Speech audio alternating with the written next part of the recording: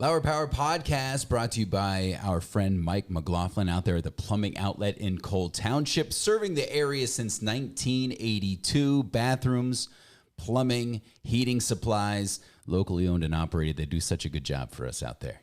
They do, and I just want to focus on the customer service too. Like Dave and I were at the plumbing outlet. We got to see Mike McLaughlin up close, helping his customers, literally carrying toilets and plumbing supplies out to their cars. Very great guy for the community. So if you're looking to support a local business and need plumbing supplies, reach out to Mike McLaughlin at the plumbing outlet. He'll definitely get you what you need. Join us as we sit down with remarkable individuals from various walks of life who faced their fair share of obstacles and emerged with positivity. Each episode, you'll hear inspiring stories, actionable tips, and wisdom that can supercharge your own journey when using adversity as motivation. Let's learn together. Welcome to Lauer Power. Welcome to another episode of Lauer Power, where we use adversity as motivation. I'm Chad Evans. This is Chad Lauer. Thanks so much for joining the program, brought to you by the plumbing outlet in Cole Township, as well as Cole Region Winery. Thank you so much for being a part of the program. Before we get started, just a quick reminder for you to subscribe, like, smash that subscribe button, as the kids say, Chatty. And here we are. We're doing it again. We appreciate you listening out there. Yeah, man. I want to also shout out, the plumbing outlet and Mike McLaughlin, as well as Matt Tahansky at Cole Region Winery. There's some really cool things happening in town with folks reaching out to us to support our mission, our podcast. And I'm rocking my Shamokin Indians shirt here after I drove to Jersey Shore on Friday and watched the Shamokin football team upset a team that hadn't lost in the regular season since 2019. It's funny because I'm seeing pride happening from what these 16, 17, and 18-year-old boys are doing. And sometimes I think sports gets a little bit of a negative connotation to it, but man, it's bringing an energy to the city that we haven't seen in years. Mark Persing and I are really close, and I think their last 4-0 start was in 1993. So that's 31 years ago. And as these kids, win on the football field, it's giving the folks in town a reason to kind of be proud of where they're from, which is exactly the mission that we set out on here on the podcast. So again, using adversity as motivation is what we're here to do. I think those kids are really showing us that it doesn't really matter where you come from. And when you come together as a team, you can do some amazing things. And the community gets behind you. Exactly. There's a different feel out there in Shamokin. Dude. Is this the year for the coal bucket, or is that too soon? Did I say it too soon? I don't believe in the jinx. Some people believe in the jinx, but everybody's looking forward to that game. Yeah. Coach and the kids will tell you we're doing it 1 week at a time. That's coach speak. It's on the back of their heads, right? Yeah, of course. Yeah. So listen, our guest today, and the reason why we have him here is he's an entrepreneur in the city of Shamokin. He's really involved with the LCBC Youth Ministry. So he fits exactly what we've been talking about for the last year on this podcast. He's an entrepreneur who pours himself into his business. And then that's just not enough for him, right? He pours himself into the youth ministry at LCBC in Cole Township. And his name is Mike Garrity. So welcome, Mike. Welcome, Mike Garrity, to the program. Thank you, guys. We need a clap track. Me on. Yeah.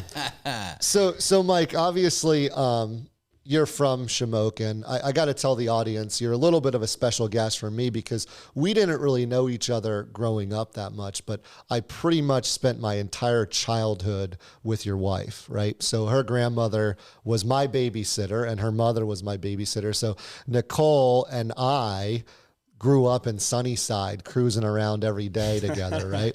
So it's really cool to see, your relationship and how that's evolved, and you've kind of become a part of that family. So I'm just super happy to have you here, man. I appreciate what you're doing in the community. So let's just go right into it. I ask everybody this question because we're going to start with the business part of it. What was the moment you decided to become an entrepreneur? There had to be like an aha moment that said, man, I want to do this and I think I could create a business out of it. Tell us a little bit about that. Oh, we're going to get into it here. This is going to, right out of the gate. Yeah, this one's going to give you guys a laugh. So, circa 1993, I think it was. I have two sisters, one older, one younger. Me and my younger sister are super close. And I always remember her and I wanted to start a trash business. We wanted to be garbage truck drivers. We thought it was the coolest thing ever that we could find. One day we could find something that would, take us from having absolutely nothing to, that diamond in the rough kind of thing. So we figured out that I was going to drive because I always really liked cars. She was going to be in the back. She was going to be handling the trash. And then as I got a little bit older, I remember I got really into vehicles. Always was into cars. So my next endeavor after that was I wanted to be a mechanic. So I was going to start my own shop.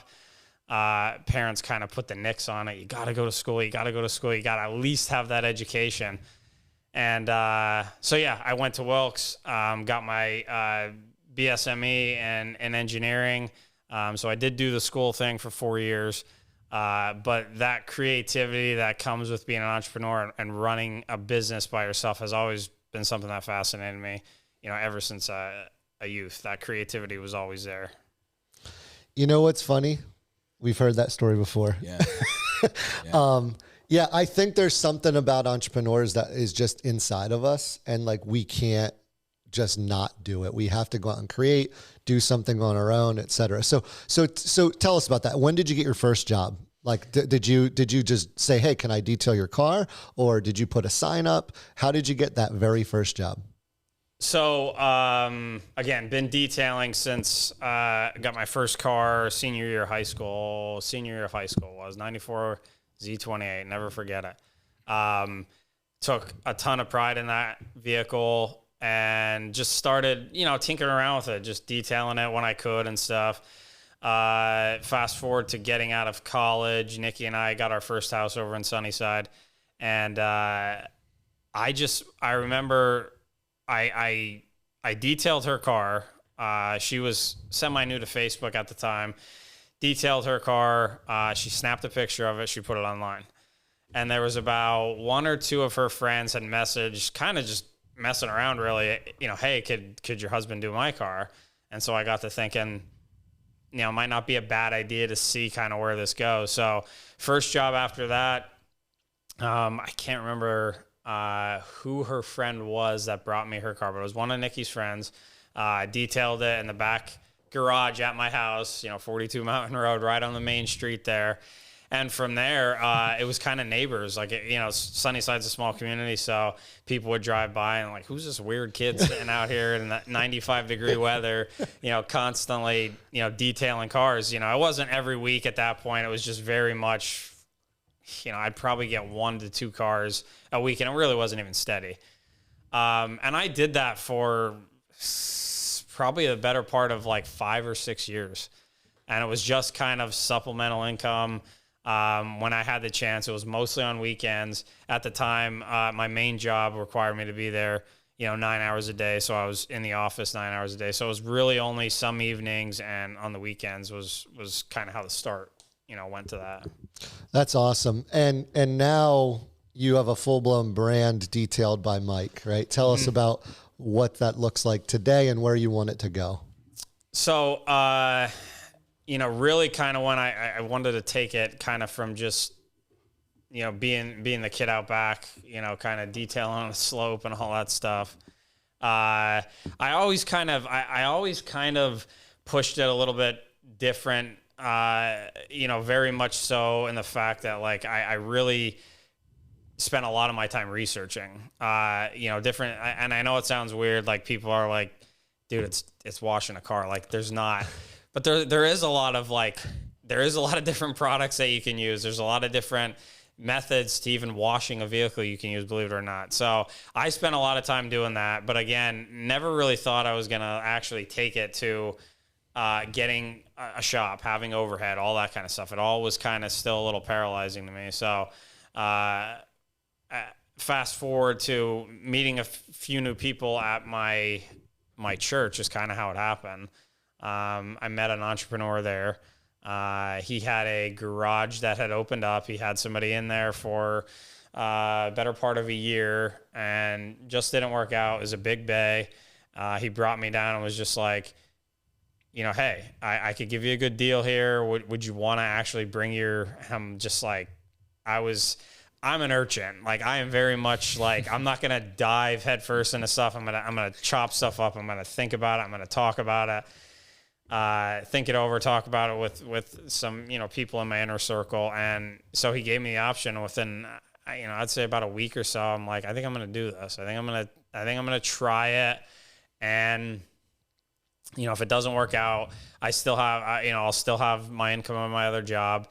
And that's kind of how it all started to actually develop into an actual business, And now, how many cars are you doing generally? If you had to guess a year, how many cars do you do a year? A year.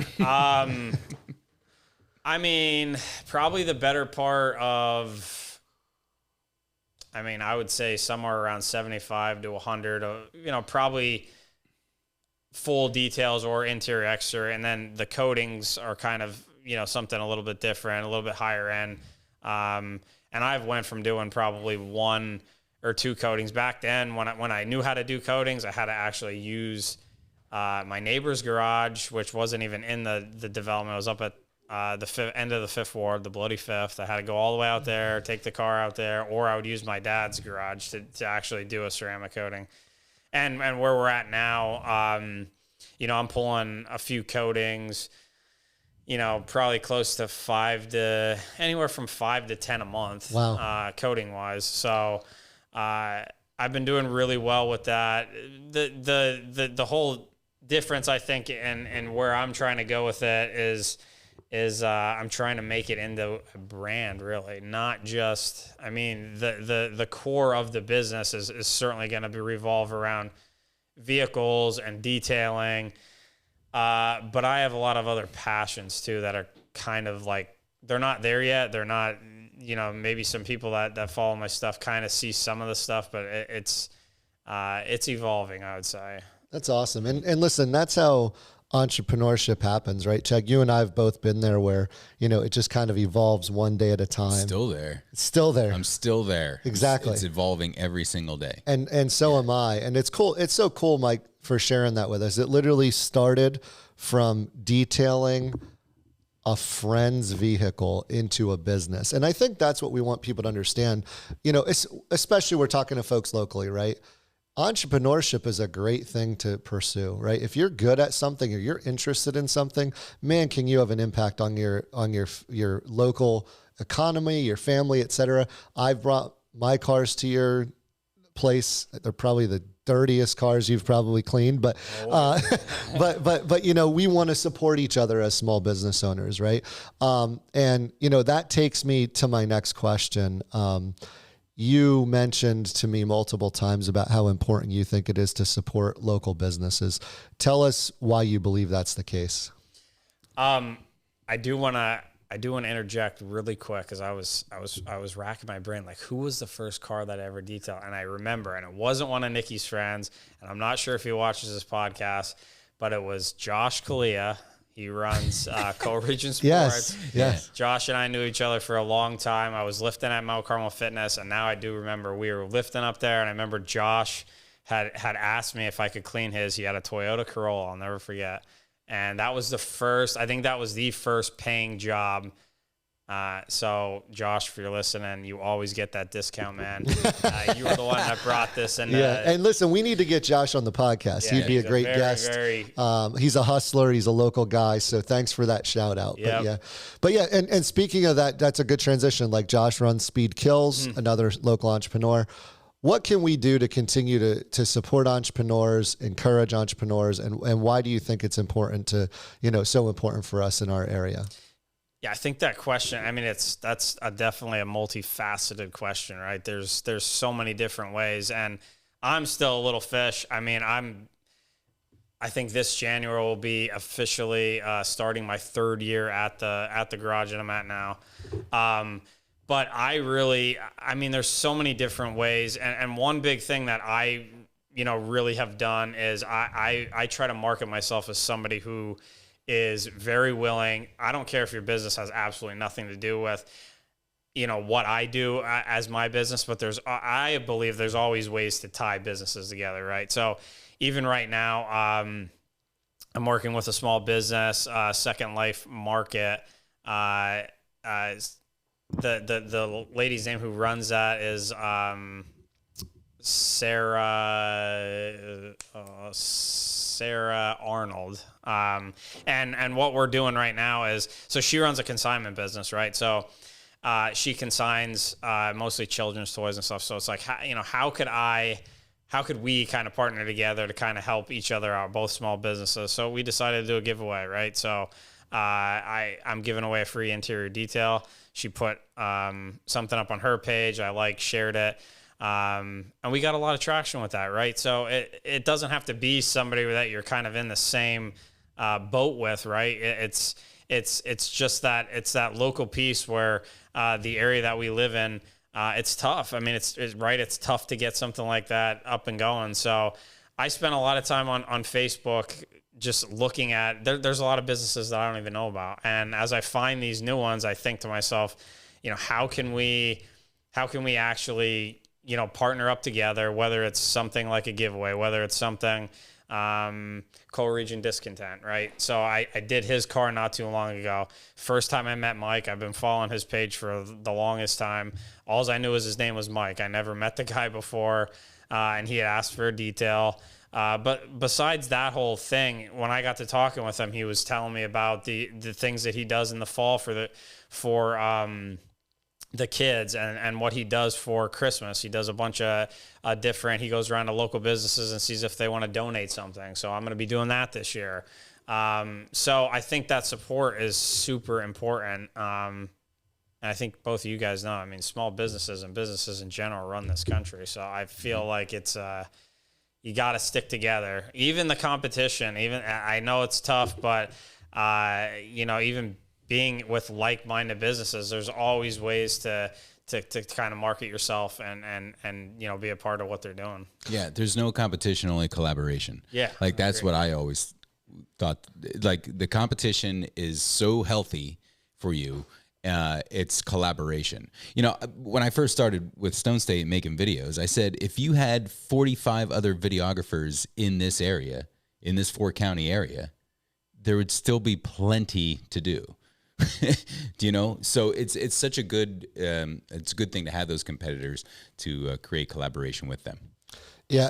And I love that you guys are saying that, because I think that, and I'm working on this, there's an opportunity for us to get together more. Here we go. No, there is. There's an opportunity for some sort of leadership, business leadership, event, something like that. But we need to get together even more. And it's so funny you telling that story about coal region discontent. We also, and this is going to be my leadership topic of the day, which is good intentions versus good actions. Most small business owners do so much in the community that nobody sees. And I don't know why. It's part of who they are. Like Lauren Zimmerman just gave away 100 Halloween costumes this week, right? She works for us at Lauer Media, and she also owns Lauren's hair boutique. I was in with Oasis, with Daniel Houtz from Oasis yesterday at their hair studio. They're doing the Oasis Carnival this weekend. There's so much that small businesses pour into our local economy, and it's just, hey, we just need more of it. And to your point, he said, he kind of pounded the table.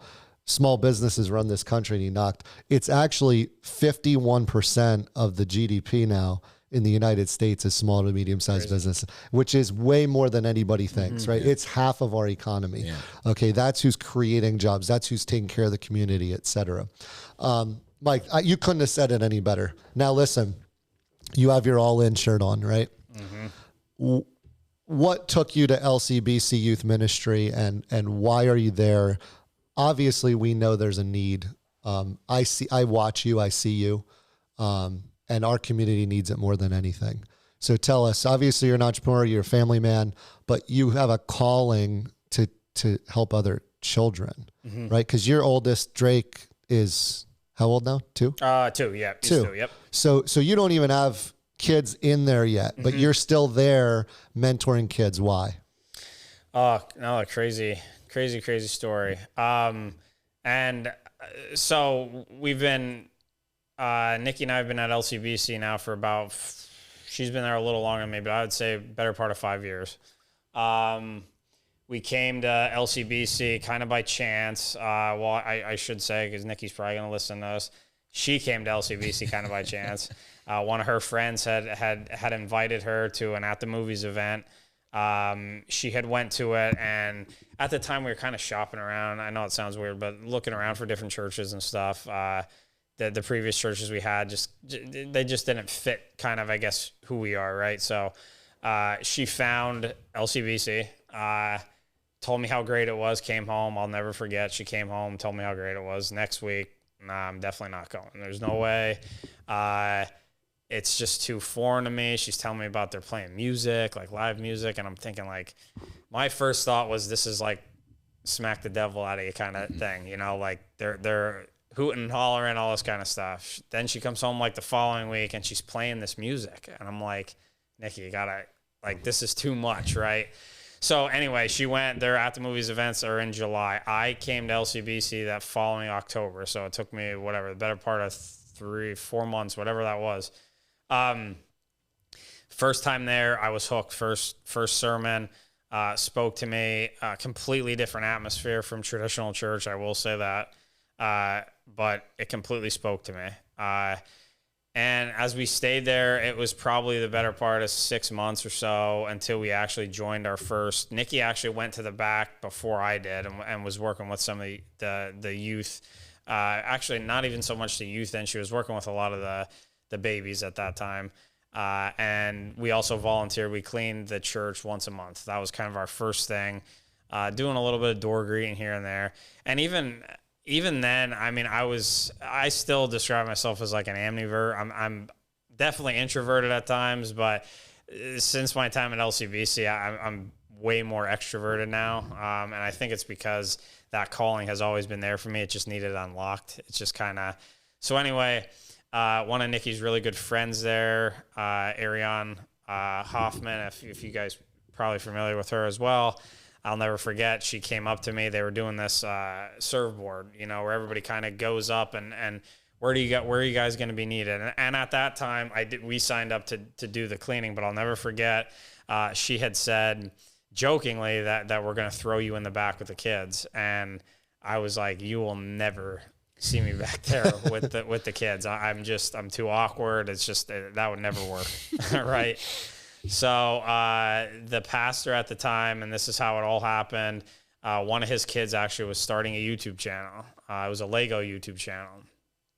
And he had put this post up. The kid never asked me to watch it or anything like that. Somehow, I don't know if Vince Hoover had told me about it, but I caught wind of it, and I watched it. And it was this, little video of him putting together a Lego.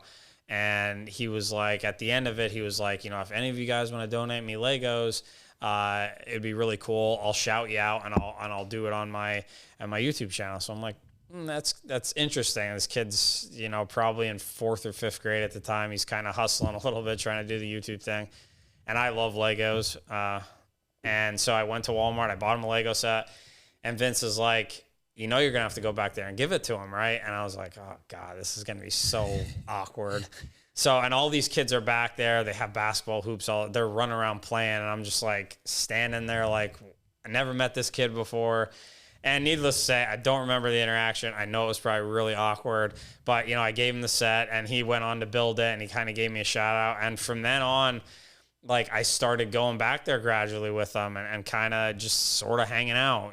We did these things called dollar store raids, right? So I would take the kids in between services and we'd go down to the Dollar Tree and they'd pick out a bunch of candy and all this other stuff. And the parents hated me, so I'd like sugar them up and like send them home. And then from then on, then it started kind of getting more official where I was hanging out with the kids a lot more in the back and kind of putting my flavor on certain topics and kind of really being more vulnerable with them. And that was one thing that kind of struck me. I kind of got down to their level, right? So be a leader with them, but also kind of like befriend them a little bit, and kind of see school's different, nowadays, for what they go through versus what we went through. So that's kind of how all that worked out. And currently, Nikki and I do every Sunday. We do 10:45 as our service. We take kids 5th through 12th grade.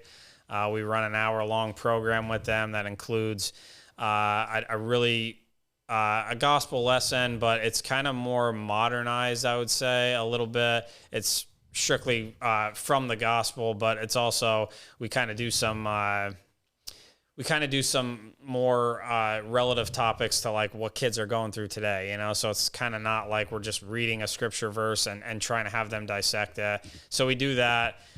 We talk about some things. We play games. We kind of make it, you know, chill and relax. And then Nikki and I also run a high school ministry, which is the first Sunday of every month, 4 to 5:30. And that's all high school kids.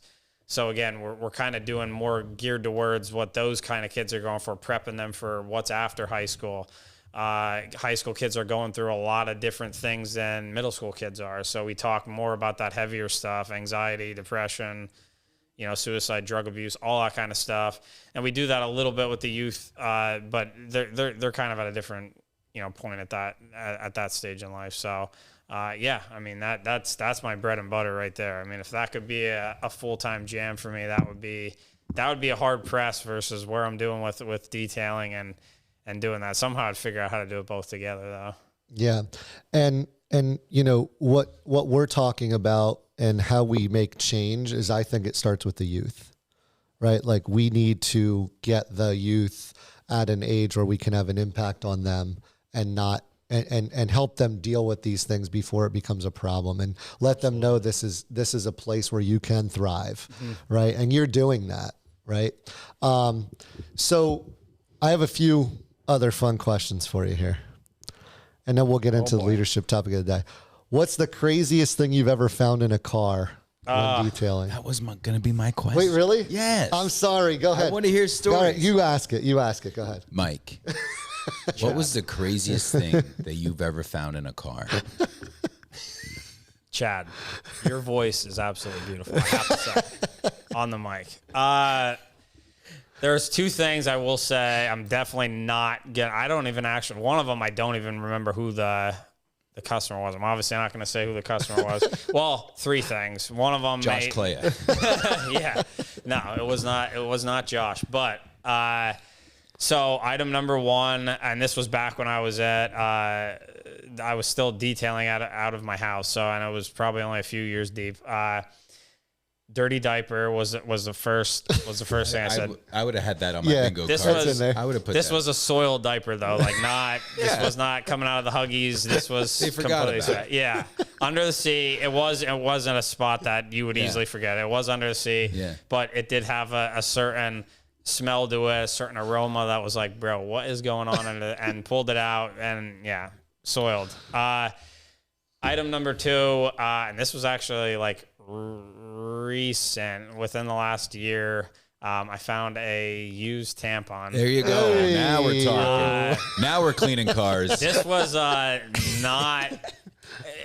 It wasn't. It was in a spot that was probably forgot about. I would imagine. Item number three, probably on the list, but I have found drugs and paraphernalia in a car before. Set that aside and call it a day. But did you like put it in the bag and put it back in the car? Like whenever I have loose items, I always come in and you put it in a beautifully Ziplocked bag. Yeah, I didn't say anything I did not say anything to the owner. I put it in a bag and stuck it back in. I know I did not use. So you weren't like, so they didn't talk to you after, like, Mike, you didn't happen to find my bong, that 4-foot bong in my car. Yeah, it wasn't anything big like that, but it was enough to be like, bro, I gotta stick this back in there. I'm just gonna pretend like I didn't see it. And, those are probably the top three. I mean, miscellaneous stuff, but nothing. I actually belong to a Facebook group that is called Detailing for Money, and they do. A lot of the guys on there will post really goofy stuff that they have found. So I want to know like the process. Just give me like a quick 20-second, 30-second process of how you detail a car. Step 1, step 2. Because I just get out the old shop vac and I shop vaced Jeep. Dude, but he's it's not enough. he's different, man. I go to him. He's different. But go ahead. So Shay, tell go us ahead. how you do it So I am without giving out any of your secrets. Of course. I will be the first to say I'm definitely clinically diagnosed with OCD and a little bit, I'm sure, of ADD, ADHD, whatever they call it nowadays. But so overview, start to finish. If I'm doing we'll just give you a run on full detail. So just even washing the car kind of starts with prepping the vehicle with a chemical that is, I call it a pre-soak, right? So as out of a foam can, if you guys know what that is, I'll pre-soak the car. That will kind of get the grime to start moving. I'll let that sit on the car for a little bit, hose it off. Then we just go to a contact wash where I'm using 2 buckets, not one. The reason being behind the 2 bucket method is to kind of first bucket, you dunk the whatever you're using for your wash mitt in there, kind of let the dirt get caught in what's called a grit guard, fall that off, and then stick it in your wash bucket, and then you do the process again. So you're starting with a clean, as clean as it can be the next time you touch the vehicle. So then we kind of go to deconning. Decon is just kind of a fancy word for all the road fallout that you get on a vehicle, right? So you got your tar, you got iron fallout, you got road paint. People drive over road paint. So kind of getting all that off the car. Then I'd bring the car into the garage. I would dry it. Drying is a super important step in the process, so you don't get water spots and things like that. I also, before I do that, one little tip that I will share is sometimes when you go to the automatic car wash, there's a setting for spot-free rinse, right? Yeah, I use that all the time. Yeah. And that's how you get no water spots, right? Well, that water is called deionized water, right? So it has no minerals in it. So I have that system down at my garage, so I will do that before I bring in the car into the garage. Then we dry the car. Then I'll jump in and, like you said, pull the shop vac out. I have a couple different vacs, but different vacs for different cars, different attachments, pet hair attachments, all that kind of stuff. So then we dive into the interior of the car. We start with the carpets and we go through carpets all the way up to the windows. We put a nice dressing on the car to protect it. We do the same thing with the carpets, clean the leather, clean the cloth. And then normally I finish up with putting the protectant on the outside. So whatever that, normally now it's what's called a ceramic sealant is my, bread and butter, but a lot of people still like wax.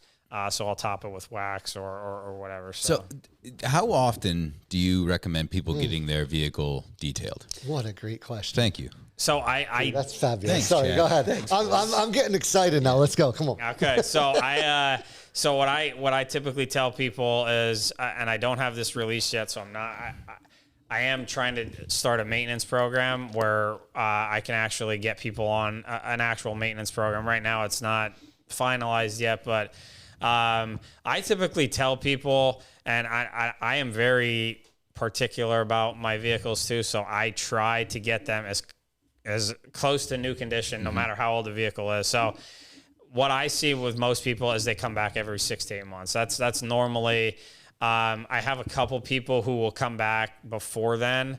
But as long as when you get that clean slate, right, you get the car back to as new as you can, it's kind of up to the customer to keep it. And I'll give people goodie bags with microfiber towels to keep the inside dusted and clean. So you don't have to come back, in as little as like 6 months. The protectant that I use is a 3 to 6 month protectant. And I also have like a 9 month just for my base package. So yeah, 6 to 8 months is a good spot to see. If you're super anal, I do have a couple people that come back 3 to 4 months. And this is beneficial for the life of the vehicle. Yes, right. It's I tell people all the time, I don't knock car washes. Now the ones that contact your vehicle, that actually touch your vehicle, they really do hurt the top layer of paint, which is called clear coat. It really does have an effect on that. But car washes in general are fine to use after you have a top tier or premium detail. They're fine to use, but the only word of caution I would say is the soap they use there at car washes, and this is not a knock to car washes. I do the same thing as well, but they use a higher alkalinity based soap, so it's higher on the pH scale, and it's a cleaner. You think of Dawn dish soap, right? So that's a cleaner soap. You use that to cut dirt and grime, which is what you want on a dirty vehicle. But when your car's already, spotless and you have a coating on it, that soap over time can degrade that coating that I put on your car. So I will say going to the car wash is completely fine, but really you really just need the high pressure rinse. But this is a handcrafted clean is what you're providing. Yes, very It's attention to detail. And Yes.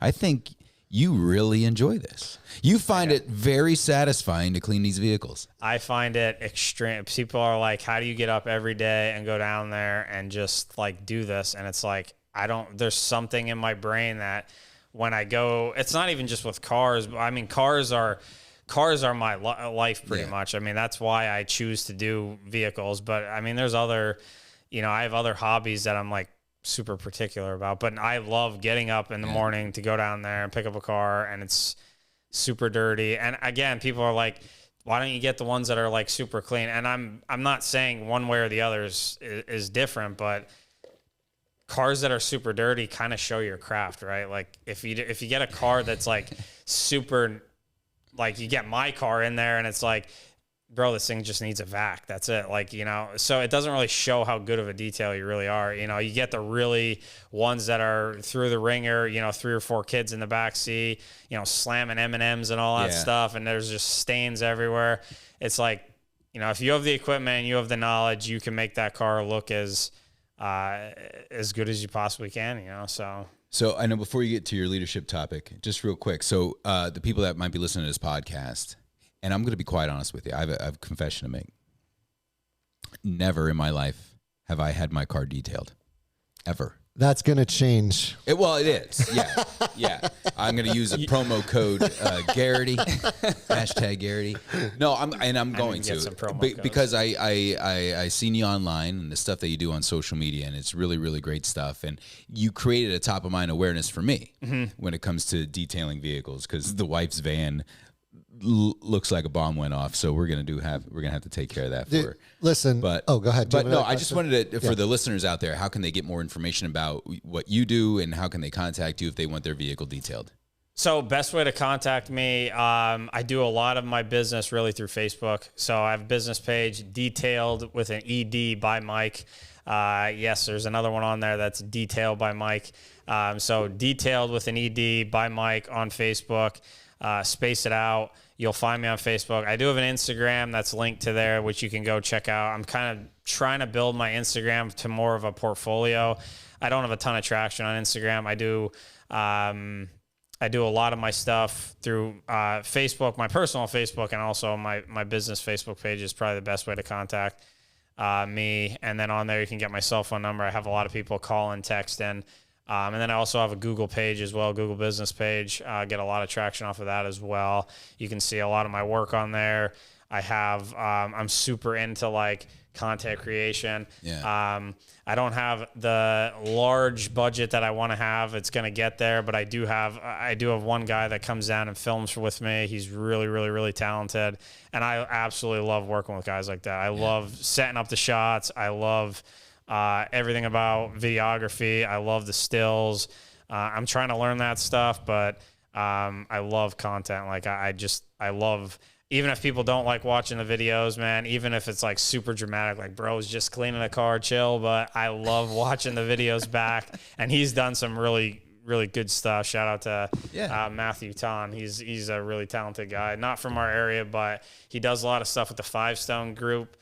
He shot all their videos. That's exactly how I found him. And he's been great to work with content stuff. So content is key, my friend. Yeah, and you know what's funny, Mike, and everybody listening can see this. You just settled in, and I loved hearing your passion when we got to cars, man. Yeah. Did you see that? Sure. Yeah. That's what we're trying to teach people, man. If you have a passion, you can turn it into a business. And I'll be honest, for me, I don't know about you, we didn't really get into your adversity as much, but for me and for this entire podcast and our audience, that's how I deal with my adversity, right? Just like Mike talked about, he can't wait to wake up and see that dirty car.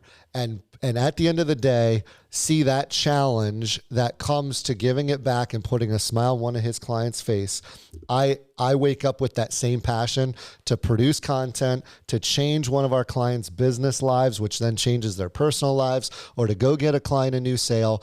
I have that same obsession. We probably all have a little bit of OCD, or the entrepreneurship doesn't work. Michael Krebs behind the scenes, he checks the volume. He makes sure the mics are working. He has OCD getting this. Chad with producing this stuff. I mean, that's what we're trying to inspire. And there used to be like a negative connotation to that. I was not a great student. Chad has admitted he wasn't a great student. I don't know about you, Mike, but we tend to focus on those top 10% of students who are going to be our doctors and our lawyers. And hey, listen, we need them in our life. We do. But for all those other kids that were in the bottom 90%, we're you, right? You're the next entrepreneur. You're the next backbone of the country. So I just loved hearing your passion. And because of that, I can't move on to my leadership topic. And I know this is getting long, but I don't care. What's the nicest car you've ever detailed? Ooh, nicest car. I'm going to say my car, man. Okay. No, I don't know. Yeah, so I have an RS3, Audi RS3. So it's a monster. Nice drag car. It does a lot of things really well. It's my first Euro car, but I have a lot of money into it. I've always been heavily into like modifying everything I own, right? So like I will admit this on camera. I am 36 years old. I'm still a man child. I really don't leave. I was like thinking about this the other day. Like I don't leave anything alone. Like even from like my clothes to shoes to, I really like firearms. Like everything I have is like modified. It's not. And so with my car, I'll say that the coolest car I think I've ever detailed so far has been a Ram TRX. That was Brad Klebon's car. Shout out to Brad. Brad does have Yeah. He He has all kinds of toys. So his car, let me tell you this, because I don't know if any of you guys are car guys. That car there that he had, that truck, I should say, was a giveaway car for one of the largest car YouTubers. He might be the largest one in PA. The guy's name is Street Speed 717. He does a giveaway car every few months. So that car went to a customer or one of his subscribers won the car. They didn't want the car, traded it. I can't remember where Brad said he picked it up. But anyway, the dealership that had it called Brad. Brad got it. And when I was detailing his wife's vehicle, he's like, yo, did you see my TRX? And Brad had he had a Raptor, all this other stuff before that. I'm like, no, I didn't know you got a TRX. Brings it in and I look at it and I'm like, dude, this thing looks really familiar. And he's like, yeah, and he went on to tell me, I'm like, yeah, that's one of his giveaway cars. So it even has a really cool story behind it. So yeah, that was, and then I had Matt come down and we shot a really cool video with that car. Absolute monster of a car, 750 wheel horsepower. And then Matt and I went out to the Irish Valley Tunnel to get this shot, right? And it took us, I don't even know how long. We were there for well over an hour trying to get this tunnel shot inside the tunnel. Cars are going by. I'm setting up. He's like, oh, I'm flipping the camera out. It was just, yeah, you probably. A nice little quick video. It was a nice, yeah. Yeah, Chad, they're just quick, right? Just a nice little quick video. Ended up being maybe, I don't even know maybe a minute long video, but it took us all day to shoot. So you probably know. I know exactly how that goes. All about the shot. So. Dude, that's great. Well, listen, man, I appreciate you so much. I'm going to move on to our leadership topic of the day. We've been kind of lackluster in this, and I've had a few requests to bring it back. I've kind of like forgot to do it a few times. Yeah, but fun. We're being real. You get caught up into it, Chad. I do get caught up into it. I get just too excited. You get very excited. I do. So, our leadership topic of the day is good intentions versus good actions. And I talked about this with our Lauer media team recently, because I truly believe that we all have good intentions, right? I really do. Like, I think every one of us wakes up and we're like, we want to do the right thing, right? We want to start a business, or we want to motivate somebody else, or we want to give back to the community, or we want to be a better dad or a better husband or all that other stuff, right? But there's only a few people who actually consistently have good actions, right? And entrepreneurs, for some reason, decided to take action instead of sitting there and say, I have an idea, right? Ideas are cheap. And I think that as leaders and entrepreneurs, it's our duty to encourage others to just take action, right? You might fail. I really don't care, right? I don't care. You might try to do something good for the community and maybe somebody takes it wrong. Who cares, right? Go do something with the youth ministry, right? Go do charity work like you do constantly, right? You're always doing charity work. You're with the chamber. You're doing all kinds of stuff with Think Big, right? We're really involved with the community. So like anybody who sits around and is thinking about these good intentions they have, my challenge to you all is to just have good actions, and it will change your life and it will change those around you.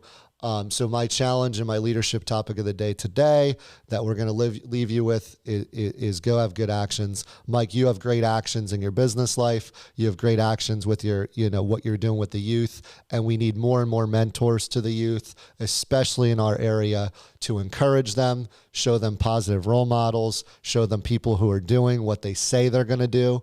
And I'm encouraging all the listeners out there to take action as well. So Chad. Good stuff. I want to say again, thank you to the plumbing outlet out in Cole Township. Bathrooms, plumbing, heating supplies. Mike McLaughlin's awesome. Locally owned since 1982. They do such a great job out there. And you want to talk about supporting the community and supporting small businesses. The plumbing outlet is one of them. And the other one I can also tell you about is Cole Region Winery. Tahansky.